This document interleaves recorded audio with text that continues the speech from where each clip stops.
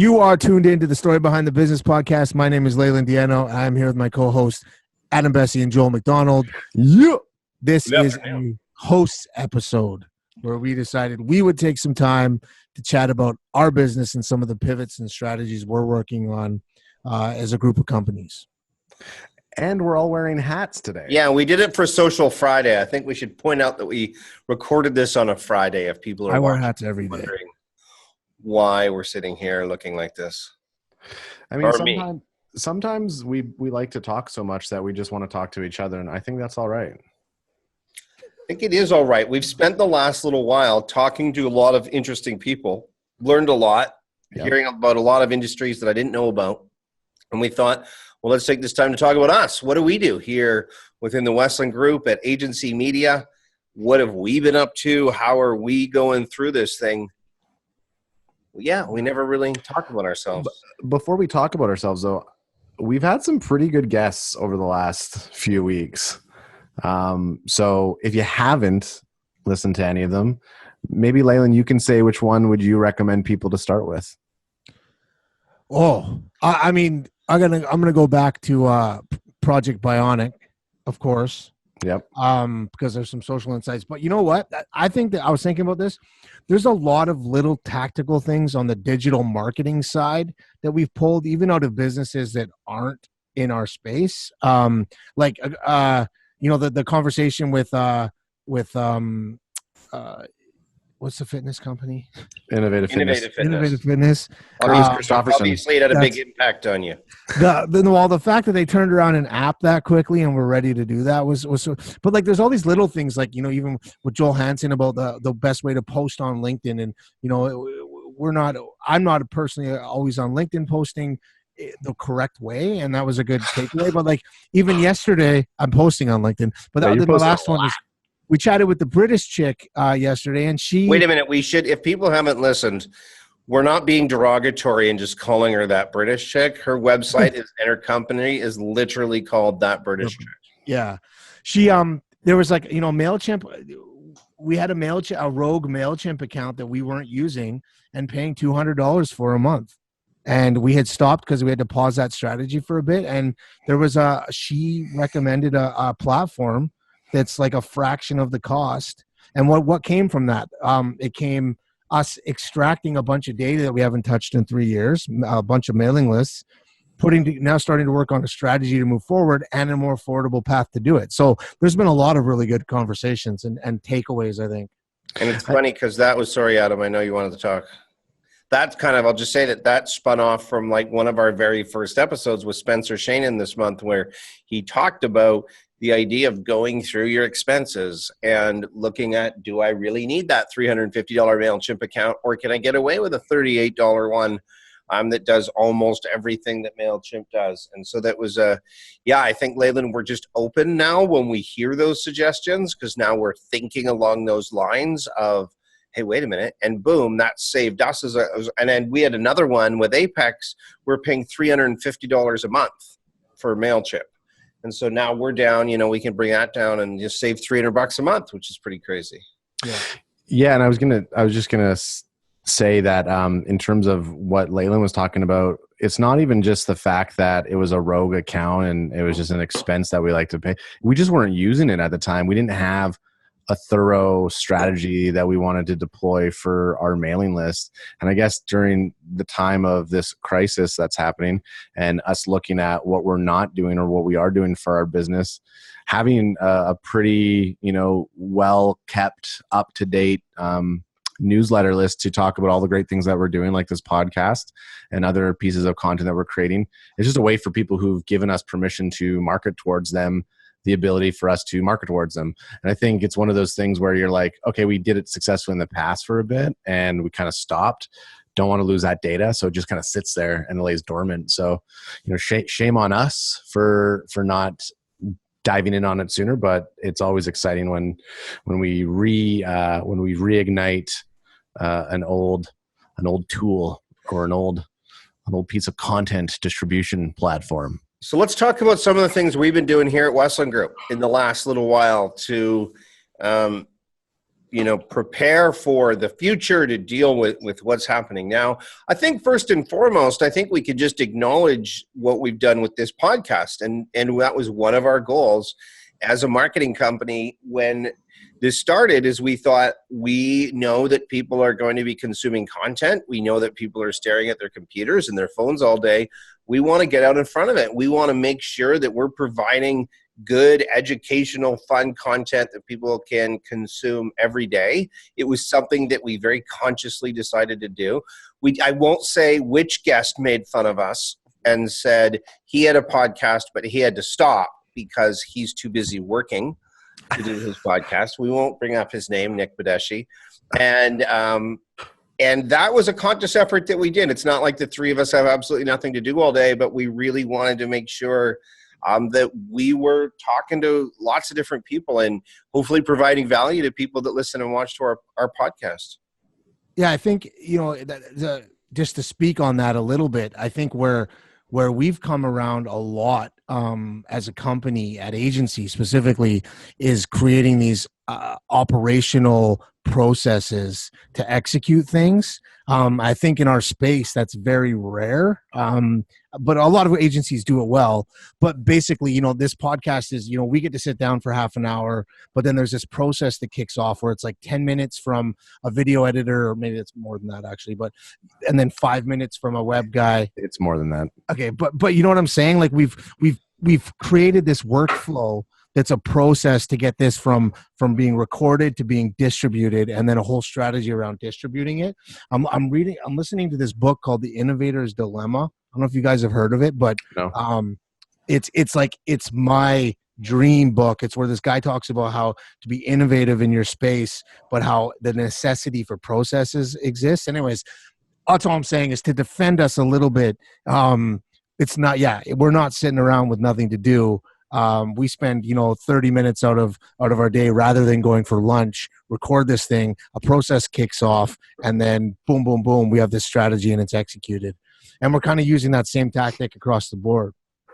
Yeah, I think you're right on that in terms of just the ability. When I've talked to a couple other of our clients and people who have had interest in the podcast scene, it's one, obviously it's something that the three of us want to do, period. It's fun to talk about. It's fun to hear about businesses. But I think more importantly, the thing that I like the most about it is the ability for us to make it into bite-size follow-up content or bite-size ad material. So taking an interview with someone like Nick Badeshi from Blue Meta as one of our guests, not have the part where he says he's too busy for his podcast, but take something that he says about using data in order to help, drive the ROI for their clients, or, what they're looking at right now in the, time of COVID and what your business can be doing. Taking that, 30, 45 second little snippet and putting that to the social channels or using that for ads. Super excited about the things that we're going to do with our bite-sized pieces of content. It's hard to get people to commit 12, 15, 20 minutes to any type of content. So for us to expect that everybody's going to listen to every single episode, maybe in the future, once we start rolling into the hundreds for episodes. But right now, there's so much great content that could potentially be missed, that it's our job as the host to take that and get it in front of as many people as possible, because we find it's valuable. So I'm excited about that, I think. Yeah, right on. So Leland, we've been doing some things from an advertising perspective with our website, some things internally, which is pretty cool. And maybe, you're the one that's closest to that. Maybe we could just talk about, what we've done to try and grow our internal web business during this time. Yeah, specifically to selling websites, because we develop web and design websites and sell that as a service as one of our main verticals. We've invested a lot of time right now into building out content for SEO. Now, SEO is like a really geeky thing that we won't necessarily get into all the geeky tacticals of in this conversation, but the reality is that right now, because we can, we have that extra hour of time, and I say that consciously knowing that actually our team is pushing and we're doing a lot, but everyone is motivated right now, which is great. But we're investing a lot of time in building out the content that we need so that in a few months or even in a month, as search trends start to shift, we're situating ourselves by making good guesses on what people are going to be searching for and what they need relating to their websites. The goal is kind of to we talk about this a lot. We service our clients and we don't really service our own business enough. So now it's like, well, we have to, because we need to make it through this. So we know that we got by without doing it, but now we absolutely have to do it. I will say one of the things I enjoy about talking to other marketing companies is when their websites suck. And because it's like the shoe shiner's shoes are always the dirtiest, right? And we all, when we get together, like, yeah, I know, like I should do my website and I should do a better job on our own social, but we spend so much time with our clients and so much time. Okay, full disclosure, Adam, how long have we been telling companies that they should have an overview video on their website? 6 years. I don't think any of our companies have an overview video on our website. And it's not that we don't believe it. It's just that we spend so much time doing it. And then when you listen to other people talk about it too, you feel a bit better about yourself. Yeah. And I mean, and we've had it in situations before. And I think on the agency side, the amount of clients that we've produced overview videos for, we've gotten away with having like a production reel for our business. It probably has hurt us in some regards, but that's not to say that we haven't been putting out agency branded content. But if you look at something like Apex, where we have one of our sister companies going out and talking to clients and potentially, giving us referrals, they don't have an overview video. So we're talking about agency. And I mean, there was a time too where Apex's website wasn't a great looking website. So it is one of those things where as you guys had a website that looked like it was from the 90s up until it was from the 90s. Yeah. Or early 2000s, like 2001. But that was a good year for websites though. 2001. Yeah. Very good those year. Ones lasted. Yeah. It was just because everyone invested their money and then they used to build websites to last. Yeah. I was just going to say, oh man, they used to build products to last. I had a toaster for 40 years. They don't make them like that. You'll be good if you get 4 years out of them. That was like your guys' Apex websites built to last on whatever type of platform it's from. Yeah. We're like the Sony Trinitron of our day. Well, I remember after we launched the new one, which was not, it was a quick Band-Aid to get you guys up to speed. But I remember Chad sent me an email because the applicants started, like, you guys just, even though they probably weren't top quality, you guys just had not received like any applicants for jobs via the website almost ever that route. So it was like, all it took was just a little bit of a bump in technology. Well, I think what we're talking about too is just at some point you need to, before you start to go, you always need to stop and prioritize your own business, how you're faced to your own market, because as time goes on, you're not going to necessarily have a COVID crisis where some time opens up and you can use it as an opportunity to get caught up with things. So I think in terms of just listening to what you guys are saying and what we're saying and what the market's saying is, spend the time and build out a strategy, a digital strategy for your business. It's actually very important to have these conversations and to not be, I want to say, don't have your head in the sand and expect that a website isn't important for your business. Because look at it right now. That's the only way that your business can be out there marketing when the world is basically shut down at the moment. Your website is critical. It's not the only thing, but it is a critical component to your business and how people are seeing and perceiving you. It was interesting. I was talking to our friend Brent the other day, who's a former pastor. And we were just talking about, churches and what are churches doing these days. And of course, they're having to move all their services online. And online is something they've never been. And he was saying, and churches are going to be online for a long time now because, social distancing, well, churches can have up to 1,000 people. So that's going to be quite a while before they're all back in there. And I said, how do you think they're doing? Like, as far as, money and things like that. And his estimation was that they're running at, the great majority of them are running at 80 to 90% capacity. And a lot of the newer ones are doing way better than they ever did in the past. And if you think about it, it kind of makes sense, because you go, well, maybe there's somebody out there that didn't want to go to a church, but they'd watch it if it was in front of them on, on their laptop. And he was just talking about how that industry, well, I shouldn't call it industry, but how churches have now changed. How can you? It is an industry, though. I mean, the amount of money. Well, I don't think some people would like it if I called it an for sure. I think that the industry is probably like not-for-profit charity, right? Right. And the reality is that churches are raising serious income and paying people's wages. Yeah, exactly. And that's what I mean. Like, people are it's providing jobs for people. There's a church that was founded in locally called Village, and they had, their motto was, they've done digital, like video. The pastor records every Sunday, and then it gets played on like movie theater screens and stuff across BC and Alberta. But apparently they're doing like significantly better because or in terms of reach, because the numbers go from 10,000 to 30 because now it's global.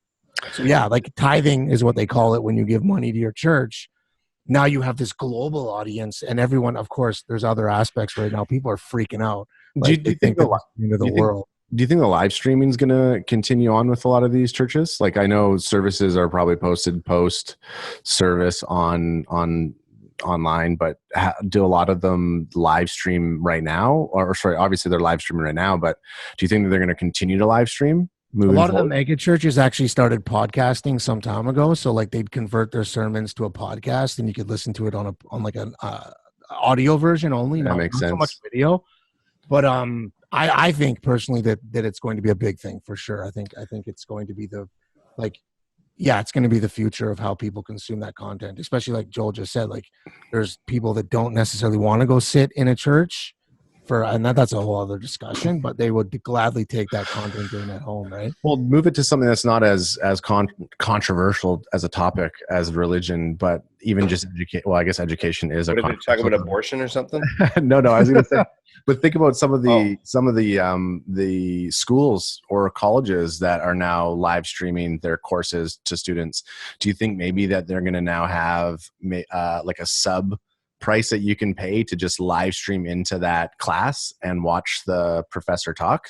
Well, wasn't Andrew saying yesterday that he was listening to something talking about these communities in the States where they're like college towns, and like what's going to happen to their future if this does transition to that? Because I think that, online learning was already huge. So, well, yeah, you know what, man, I went to Harvard. No, I didn't go. I did go to Harvard, but I had one of my films was playing at a film festival, the Spirit Quest Film Festival, out in. It was right beside. It was a town over from Erie, Pennsylvania, and did you go there? Yeah, we went out there, and so the director and I, Rob, we went out there, and the town's population was 5,500, and 5,300 were students. So it was like a one street in the town.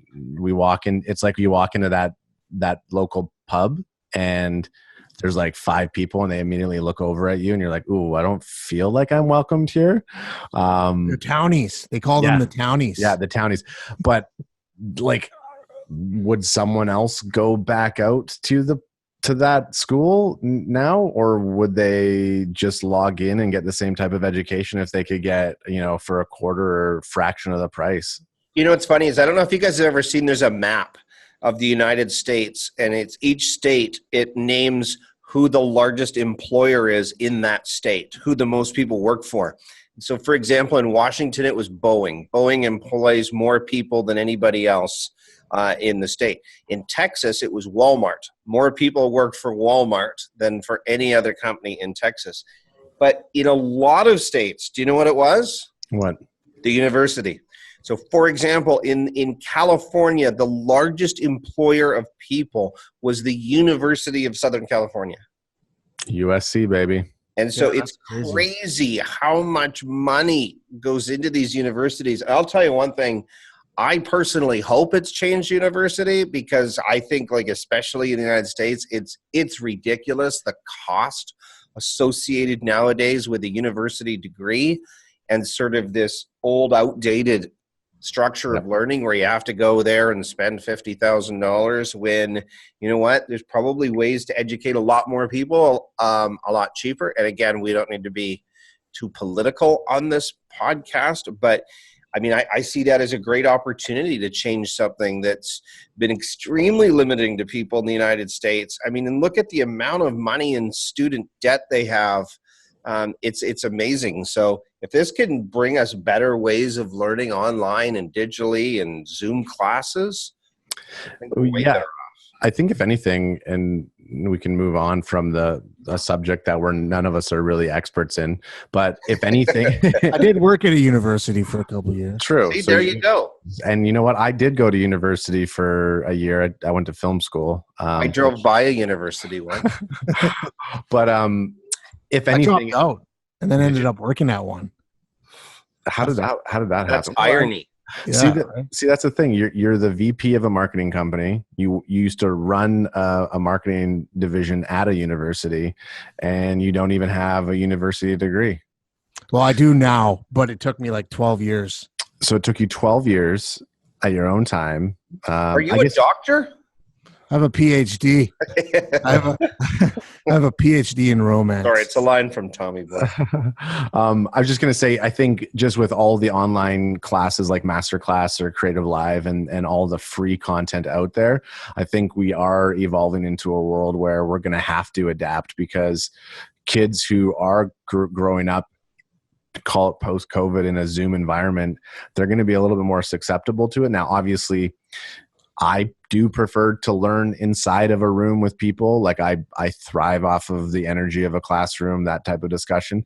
But at the same time, it doesn't need to be the same way that it's been for however many years. So, yeah, we can definitely move on. But it's interesting it's funny how the education system feels like, especially when I look at like my 7-year-old son, it was built very much to like introduce you to working in a factory. Line up. Sit down at this desk. This is your schedule. This is how the day goes. Like, you know what I'm saying? And then the world's changed. So there's going to be a lot of positives that come out of it for sure. But I think before we spend too much time, like I want to make sure we talk about the video work we're doing right now for all of the companies, because I think that it's important that we're investing this much at this point into, you know, like the spa, for example, our spa fluid is closed right now, but we know it's going to reopen, and the work that's being put in now is crazy. Yeah, it's still, I mean, there's still some video work that would be nice to get done at this time, but yet it is still somewhat challenging because of the social distancing and how you're filming. So as we progress and restrictions get a little bit more lenient, there's additional stuff we can create.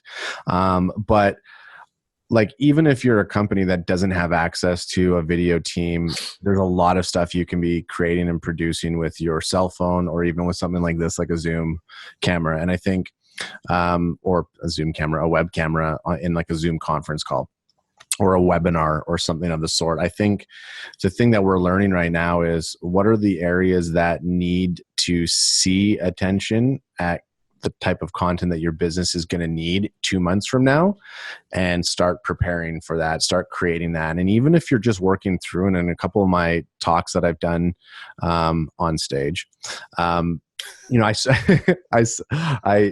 just in case people thought I was talking to the wall or talking in a room, you know, Leland's shaking his head like I talk all the time, so he's probably heard this before. But there's things that you can do with your phone to practice, to, you know, stress test your method. I mean, Joel, everybody's phone in the last 2 years has 4K ability to shoot decent Except to for high. mine. Decent. Well, your camera, I mean, it's still a 4K. It's just, it could be a user error. Your phone has your phone has good enough technology in it to capture content. Either you're creating educational product-based explainer videos from it. But I guess what I'm getting at is, it's allowing you to figure out, and it's allowing you to stress test these ideas that you have for your content. And whether or not you release them, or you're using them as a framework, or you're using them as storyboard to then produce high quality content when you do have the funds available, or when you do know that that's the type of messaging you want to get. That's another way that I think a lot of people just skip over. They just say, "Oh, I'm not good on camera," or, I don't know what I'm doing. I don't do video. Well, take this time, Google and YouTube how to make video on a Samsung A70.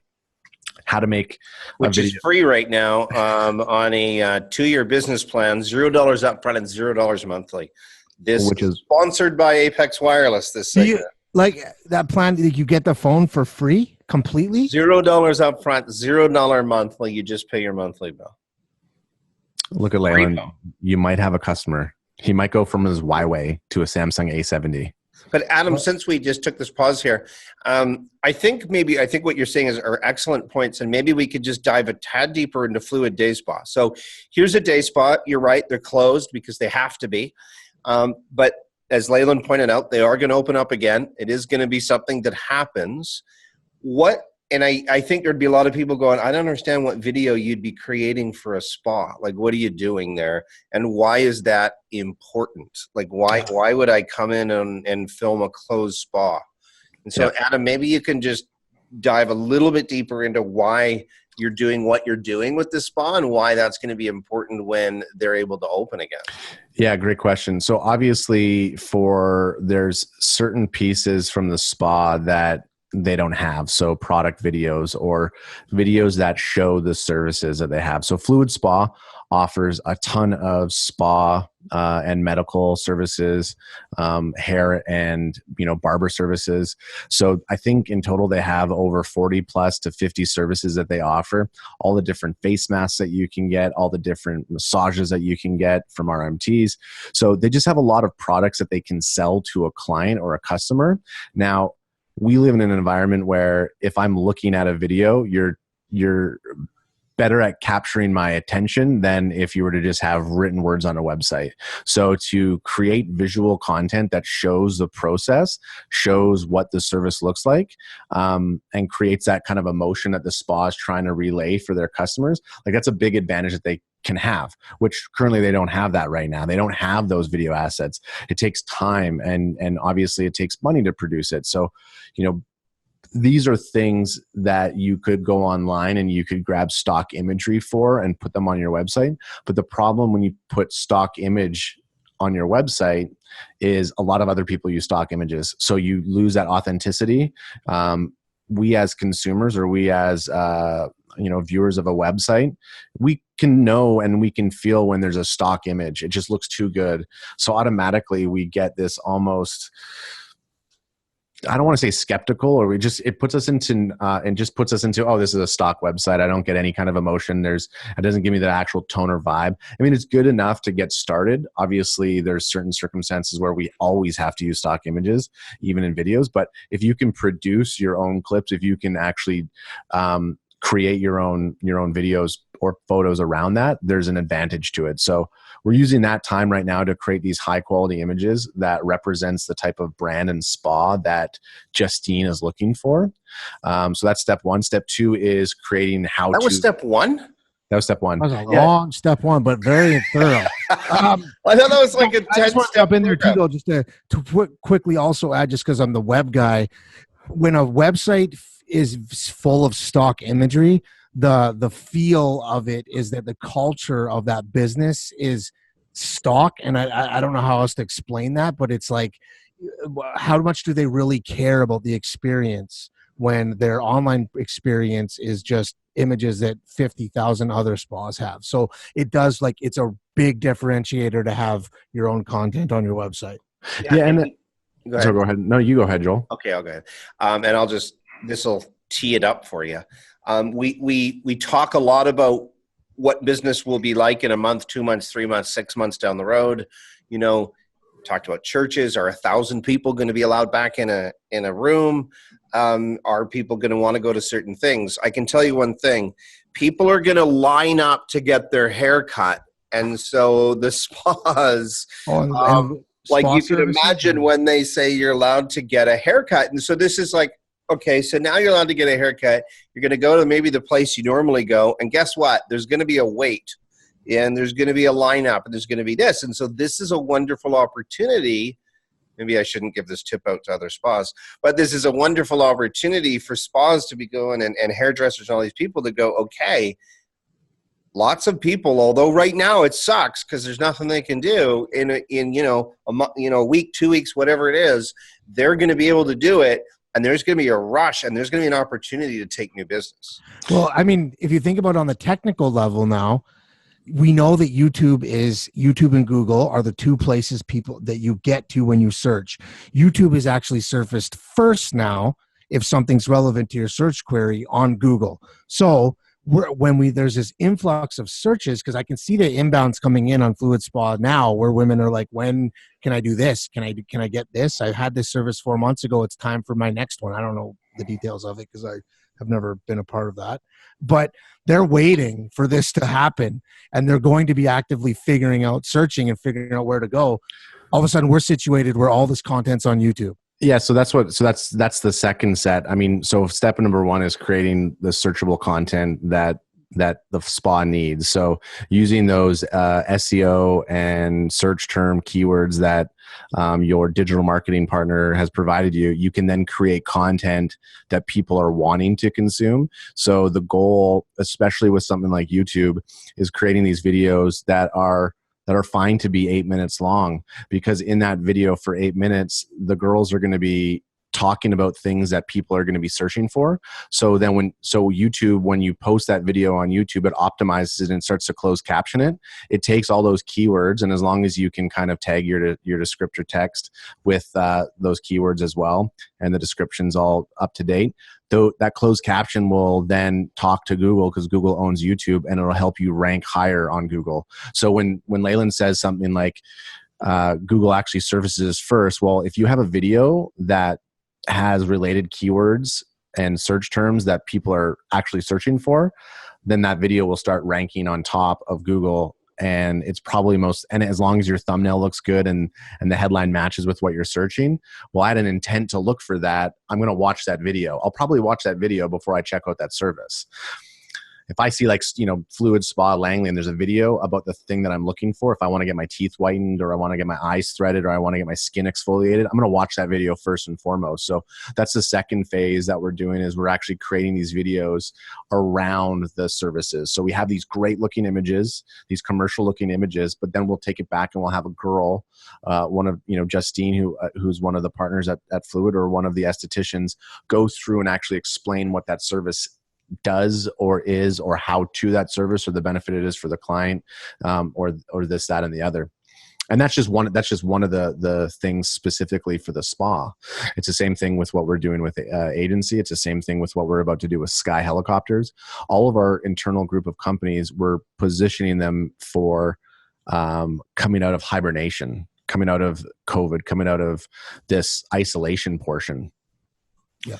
You know what? I think that was maybe a great wrap up, Adam. Yes. I think Thanks, that was awesome. We'll have to title this this podcast Church, University. Church, University, and Spa. Spa. We covered a lot of different topics. Going to church after you get your eyebrows threaded amidst COVID-19. Yeah. That was a good one.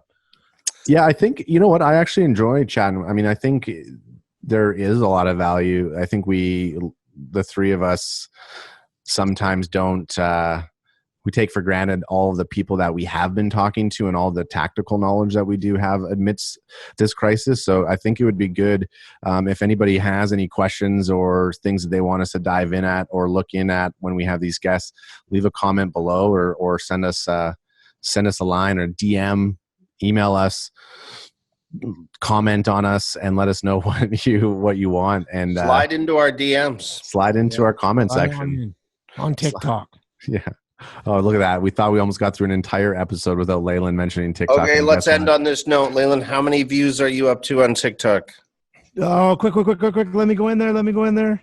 Oh, like he didn't check it right before we came on. I didn't. I haven't checked it since this morning when I was... Show the camera too. Yeah, show the camera how many views, but you have to say it too because some people just listen. 282,000.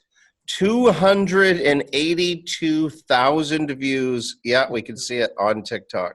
That's crazy. It's so crazy that my profile, that I get no views on any of my other content, just the one dancing one. It's me dancing, just so you all know. So go check He's it getting out. jiggy with it. Yeah. All right, let's end this one, guys. Let's wrap it up. That is Alrighty. the story behind the business. Peace.